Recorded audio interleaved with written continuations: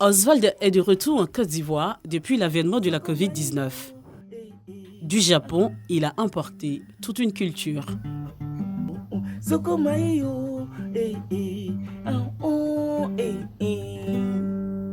Je choisis le Japon parce que il fallait sortir des différents cadres que nous avons, la France et tout, mais on n'avait pas les continents en Côte d'Ivoire. On ne connaissait pas notre musique ailleurs. Donc il fallait exporter cette musique-là dans ces différents continents, plus précisément l'Asie. Prendre pour eux, prendre pour nous et vraiment les faire un jumelage. Et je pense qu'à partir de ce jumelage-là, beaucoup de choses changeront. En plus de la musique, Oswald s'est créé son espace japonais à la maison. Alors cette chorale représente le berceau de l'humanité qui est l'Afrique.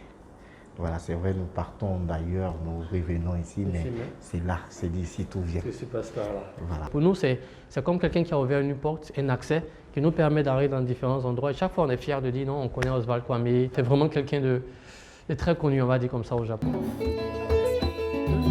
Un jumelage de cultures plus visible quand l'artiste est au studio ou en concert.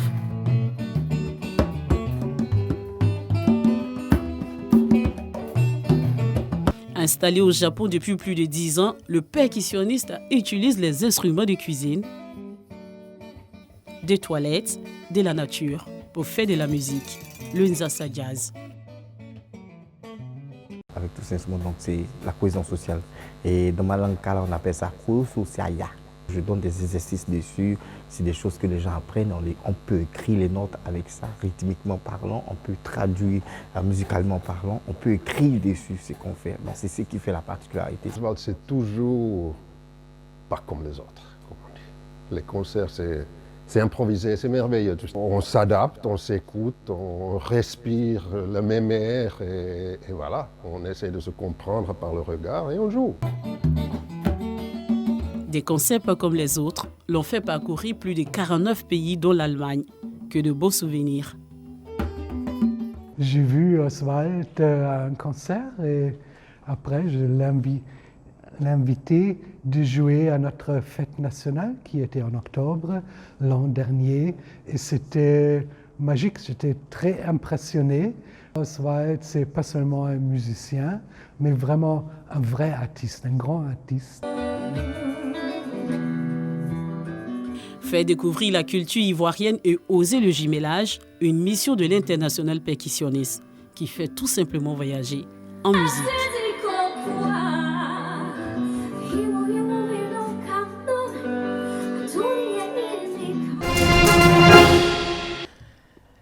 Sept morts et 8 blessés. C'est le triste bilan provoqué par l'explosion d'un camion-citerne au quartier commerce dans la ville de Mans. Une boulangerie, une pâtisserie, un cabinet d'assurance et des habitations parties en fumée. Informés, les sapeurs-pompiers se sont rendus sur les lieux. Ils sont aidés dans leurs tâches par les jeunes du quartier qui, au péril de leur vie, retirent des bouteilles de gaz à l'arrière de cette maison, bien trop proche du brasier. Cette cour familiale n'y échappe pas. C'est notre père qui a acheté ce terrain. Il a bâti quelques maisons. Après son départ, les enfants ont fructifié le coin. Vous voyez que mon frère est en pleurs. Moi aussi, je suis en pleurs.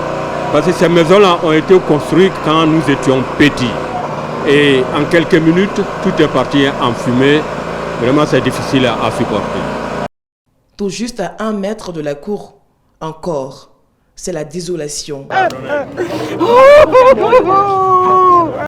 Après plus de 3 heures de lutte, les pompiers parviennent enfin à circonscrire le feu. Les 7 corps sans vie sont aussitôt conduits à la morgue de la dite ville et les plus chanceux au CHR. Que s'est-il passé? La réponse, nous l'aurons de la bouche de cette victime. En vrai, c'était une ville qui était à Abidjan. Et ils ont là travaillé dans le fou là. Quand ils vont finir de travailler dans le fou là, on va faire sortir la citerne là. Maintenant, quand on a fini, il est venu nous voir dans le camion. Il dit c'est fini, on peut se placer pour tirer le citerne, là, pour sortir avec ça. Maintenant, on a mis corde, on a tiré, c'est sorti. Maintenant, il y a un fer qui cale. Maintenant, on a donné une solution, comment on va faire pour soulever, ça a sorti. Tu vois, non? Maintenant, on a donné une solution. Pour le les citernes, lui, il dit on a quand même une corde d'un côté pour soulever. Il dit non, c'est notre travail. On ne peut pas mettre d'un côté. Si on a mis d'un côté, il y a gaz dedans. Quand ça devient lourd, ça va tomber. Il dit non, il donne un café. Moi, il dit non. Moi, j'étais seul. Eux, ils sont beaucoup. Moi, il va parler. Il dit ah, si vous avez fait ça, ça va tomber. C'est tombé. En même temps, tout le monde a commencé à fuir.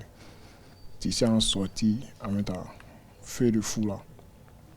Explosé en même temps. J'étais au guichet, en train de servir le pain au client. C'est dans ça que j'ai vu que la bouteille de gaz a explosé. Bon, c'était arrivé devant la porte du guichet, on ne pouvait pas sortir là-bas. Où on dépose les pains par les vitres, là, c'est là, je suis sortie avec ma collègue. Bon, la suite, je n'ai rien vu dedans. Seulement que je me suis retrouvée à l'hôpital. Ici au CHR, les victimes ont tout de suite été prises en charge. Donc ces blessés là sont pris en charge gratuitement. Il y a des ordonnances qui sont émises, mais qui sont délivrées à la pharmacie gratuitement. Et donc les blessés qui sont légers, parmi les 8 blessés, nous avons 3 qui seront évacués sur Abidjan, parce que ça paraît un peu étendu. Donc nous allons les référer au centre brûlé pour ne pas que dans l'évolution, il puisse y avoir des complications que nous pourrons gérer ici. Les 5 autres, les chirurgiens nous ont donné la garantie que ces blessures avec les antibiothérapies, les traitements antibiotiques et les pansements, le nursing, ils pourront récupérer très rapidement. La ville des 18 montagnes n'est pas à son premier incendie. En 2016, un incendie avait ravagé le Grand Marché. Et le 3 février 2021, c'est la prison civile qui est touchée à son tour. Cet incendie est le 3e en 6 ans.